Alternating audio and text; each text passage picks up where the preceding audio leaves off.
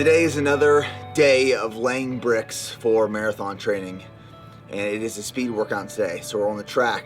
I'm going to do a 2-mile warm-up from BPN HQ to the track, and then we have 5 times 1,000 meter repeats. The goal is each repeat is in 3 minutes, 38 seconds. There's a 1 minute rest in between each, and then we're gonna do 5 times 800 meter repeats, with each repeat being 2 minutes and 50 seconds each. So that's a workout. We're going for speed today. Laying bricks every single week.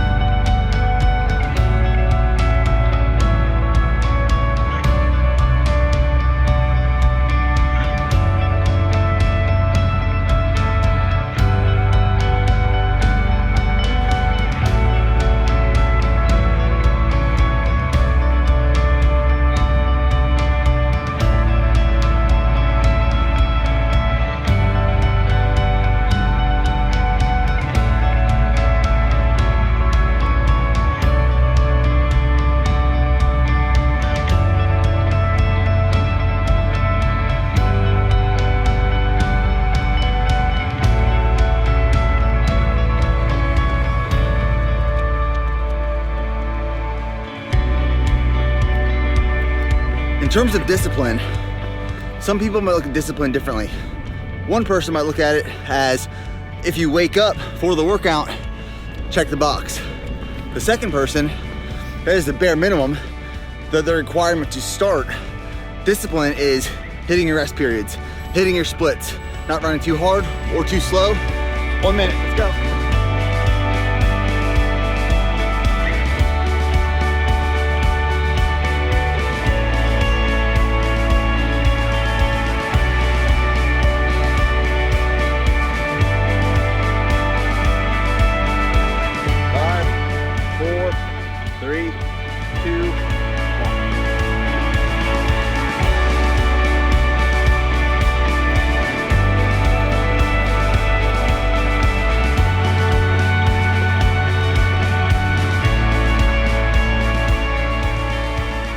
So we got a little break in between our 1,000 meter repeats, which I just finished up, about to go into the 800 meter repeats.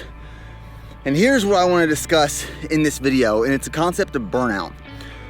And I get the question quite frequently from runners or people who are just transitioning into running or endurance training or fitness as a whole, is how do you avoid burnout?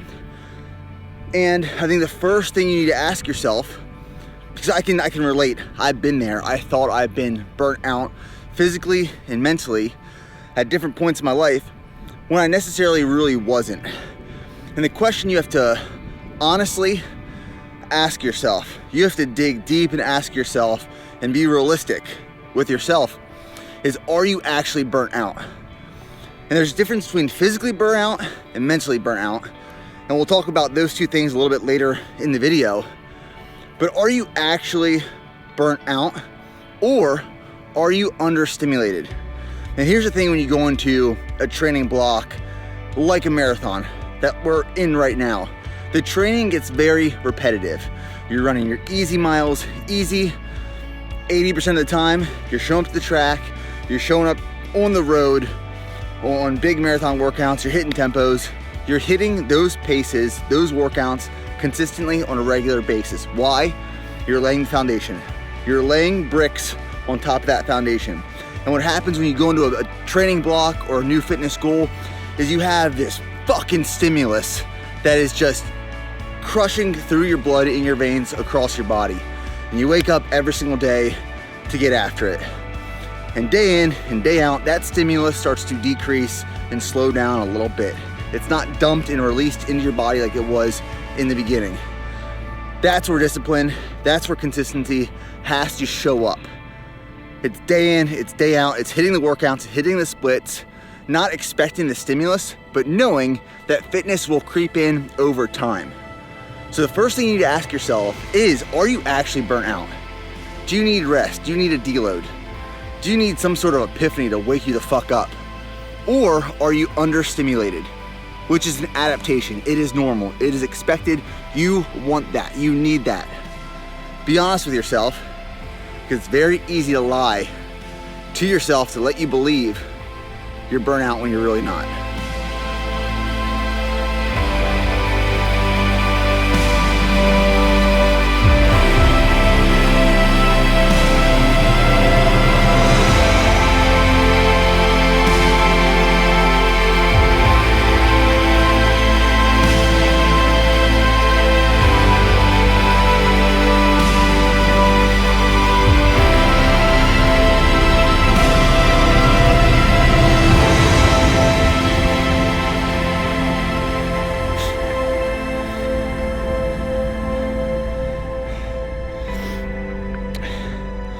All right, that's the workout. Discipline and committing to discipline. It's not just waking up. It's not just showing up. For me to wake up at 5 a.m., get in my truck, get here, knock out my workout before work starts, that's not discipline. Just showing up is not discipline. Choosing the hard right over the easy wrong every day on a consistent basis, that's discipline. It's doing what is right at all times. That's showing up, that's hitting my splits, that's hitting my 1 minute rest. From the time you wake up to the time you go to sleep, choose the hard right over the easy wrong. Showing up, it's a bare minimum.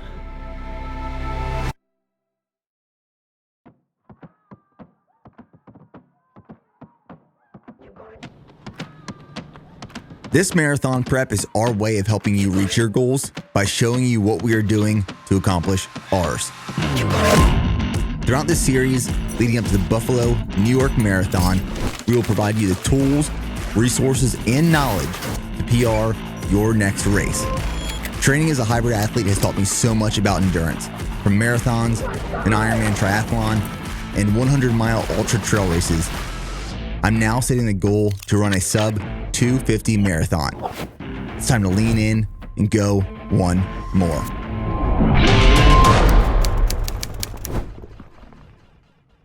Now, before we dive into some physical and mental signs you can look out for in terms of burnout or overtraining, the second question you need to ask yourself is, do you have purpose behind your training and your goal?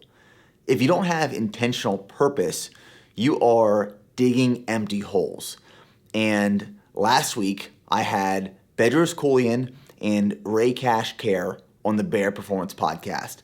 And Bedros told an amazing story about having and identifying and implementing purpose and direction in your life and what you're working towards.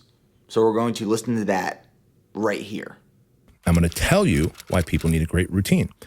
About 7 years ago, I rescued this beautiful, amazing dog, 90 pounds of love. Her name is Cookie. She's part Mastiff, part German Shepherd.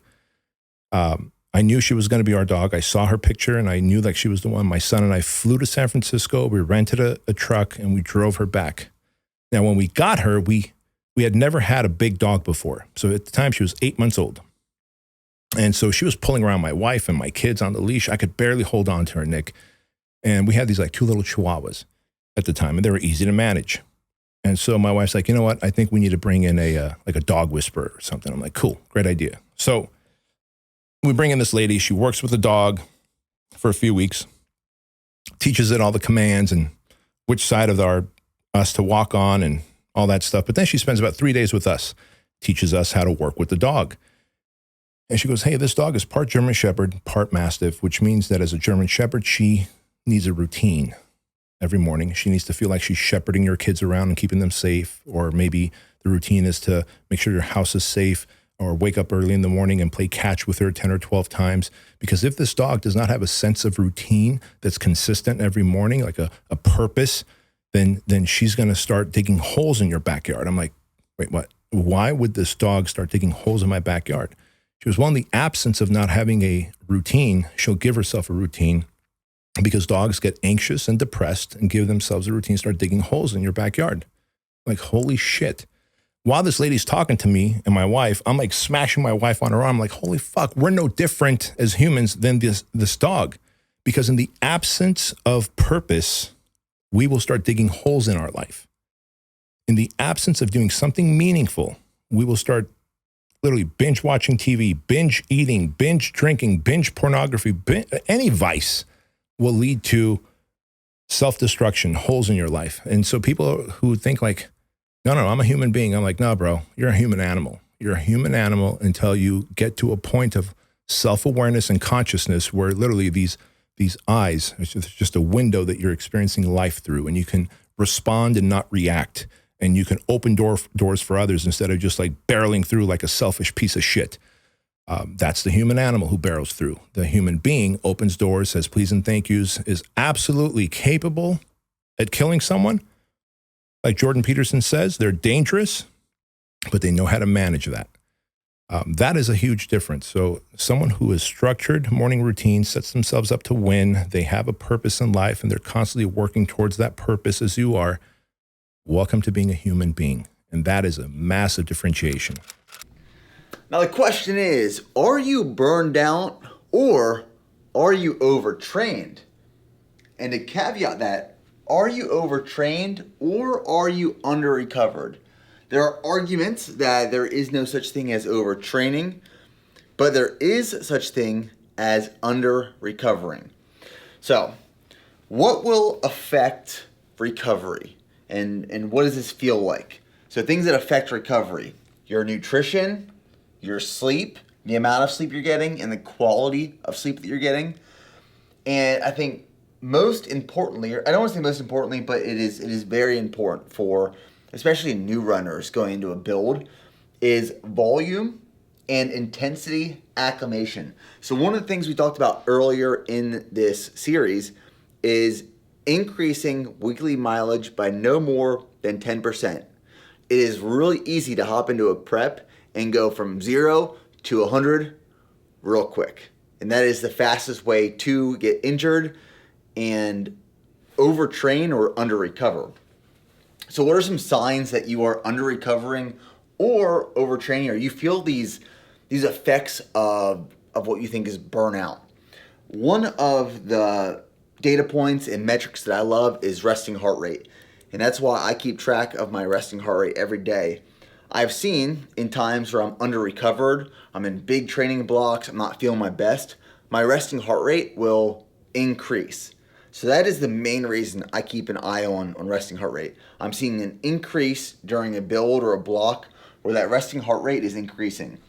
Other signs: you're not sleeping very well, you have muscle aches, you're always sore, your energy or your mood is affected, you're in a bad mood, you have low energy, you just feel kind of crappy, as well as weight changes.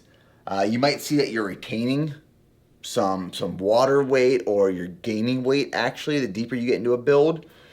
And decreased performance, right? Like if you do a track workout on week 2 of your prep for a marathon, and you do that same exact track workout on week 10 of that prep, and you're not hitting the paces that you were at week 2, or you're hitting those same paces, but the perceived effort is a lot higher. Decreased performance is a sign of being under-recovered.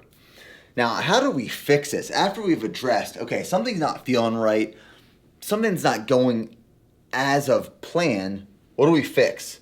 Well, are we resting enough? Are we getting enough sleep? Is it quality sleep? Do we need a deload? So what you will see in some training plans is maybe you have 3 weeks of increased volume and intensity, and then we decrease volume and intensity for a week. And we increase again, and then we decrease for a week. So we have these weeks of deload where we're allowing our body to rest, recover actively, and then we can jump back into maybe another 2 to 3 week higher intensity build. Deloads are very useful during a prep. Nutrition: are we eating enough, and are we eating quality foods? Nutrition, like if you mess up your nutrition, if you're not eating enough, yeah, of course you're going to be tired. You're going to be in a bad mood. You're not going to be sleeping right. You're not going to hit your paces and your splits. Your performance is going to decrease. Nutrition and sleep, I mean, put that at the forefront. Nutrition and sleep at the forefront. And then maybe you need a new strategy, right? Like maybe you increased volume and intensity way too fast. And if you're under recovered and you don't feel good, maybe you have to go back to the drawing board and build out a new plan with different mileage and paces that fits where you are at in your running career. We are all at different points in our running career, which means we have different plans, different amounts of mileage at different intensities and densities. And last but certainly not least is life. Like we all have all these things going on in life. If you're feeling some of these, like you're not sleeping well, your energy and mood is horrible, you have decreased performance, well, look at all the things you have going in your life. Did you recently have a baby? Are your kids going through some sort of significant life event? Is your family or you going through a significant life event? Did you change jobs? Is work increasing? Are you super busy? Do you have stress?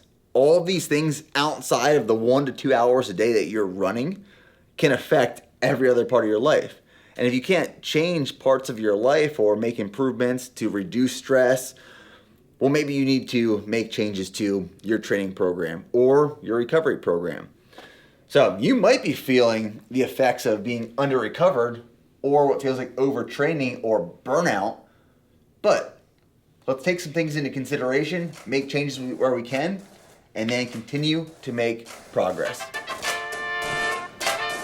Okay, so the pre-workout stack, the best pre-workout stack, we have 1 scoop of Flight. This is a refreshing, tasty, and sweet blue raspberry. And of course, because we want some blood flow, we want some nasty pumps on this chest training session, we're doing 1 scoop of the matching blue raspberry endo pump. This combination right here is going to give me increased energy, pumps, focus, muscular endurance, and power output. Walk like I mean it, yeah. Talk like I seen it, yeah. Live it, cause I dreamed it. You could've did it too, but you didn't mean it. Light up like a phoenix. Ooh, I'm hot, yeah, beaming. I'm really here to give the people what they needed. Somebody built Fort Tough, hardcore like a Neiman. I'm bad, how bad? Yeah, I'm good, so good. Yeah, I'm strong, so strong. Something you wish you was. I'm back now, I'm back. Don't back down, I'll never back down. I'm back now, I'm back. Look at my crown, I never back down. I'm back now, I'm back. Always stand up, always stand proud. I'm back now, I'm back. Always stand up, I'll never back down. Yeah. Level up.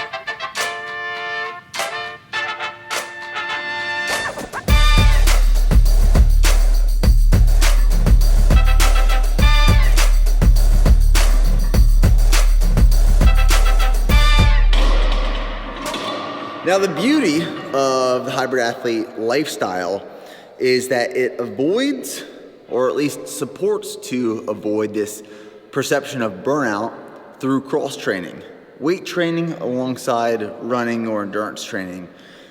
And when you're doing something very repetitive, which is required when you're running, when you can switch things up with strength training, it helps to avoid those feelings. And we talked about that in the last video of the marathon prep series. Now today is a chest workout, and I'm training strength about 3 times a week right now, and each one of those workouts begins with a compound movement. For chest, today we're choosing bench. Sometimes, and honestly I think I like dumbbell chest press more than bench press, but I like to switch it up. So we won't go too heavy. I probably won't go, well, we're sticking at 245 right now, 245 pounds. I'm about to do a set of this, then we'll work up to 275, see how that feels, maybe go for 3 reps.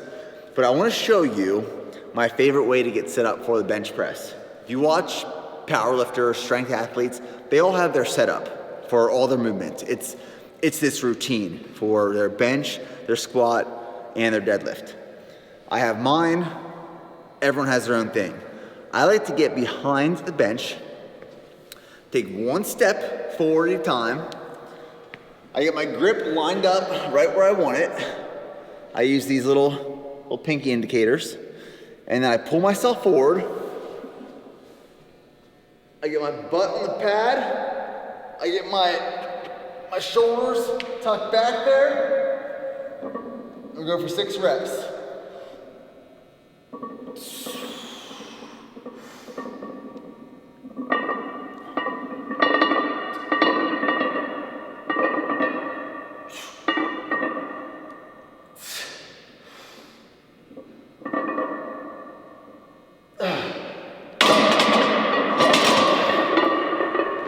And that's my routine.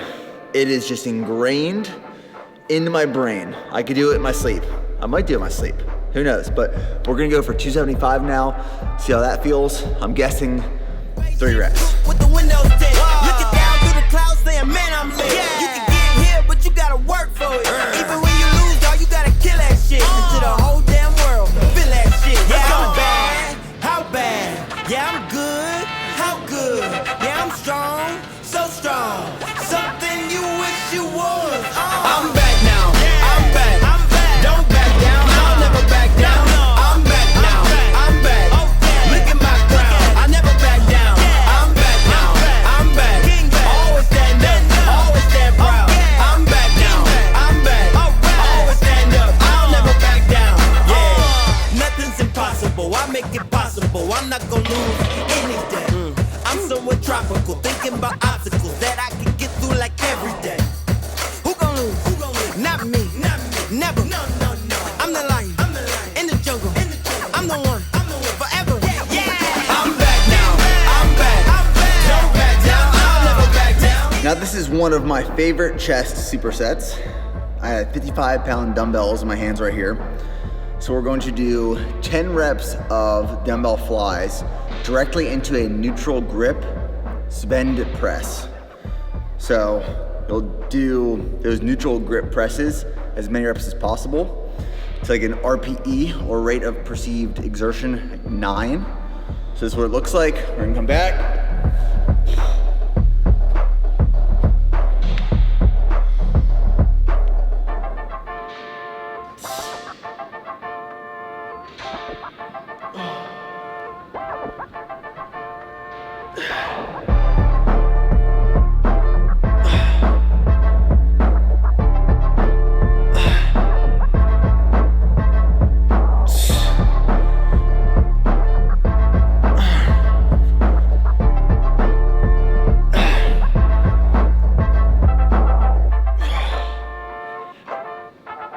That's 10. Now we're just gonna throw these bad boys together.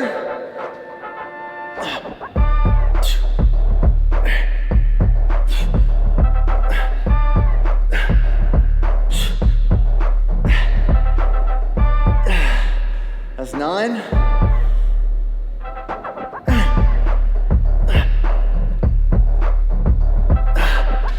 12. And that's one set. You'll feel that one. I'm back now. I'm back. Don't back down. I'll never back down. I'm back now. I'm back. Look at my crown. I never back down. I'm back now. I'm back. Always stand up. Always stand proud. I'm back now. I'm back. Always stand up. I'll never back down. I'm back now. I'm back. Don't back down. I'll never back down. I'm back now. I'm back. Look at my crown. I never back down. I'm back now. I'm back. Always stand up. Always stand proud. I'm back now. I'm back. Always stand up. I'll never back down. Yeah. All right, guys, so this is gonna wrap up the video. If you enjoyed it, please make sure to give it a like and subscribe. And if you wanna do me a favor and check out this video right here, that is the last episode of Marathon Prep that we uploaded. And that's the question of, should you lift weights while training for a marathon? So we'll see you guys in the next video.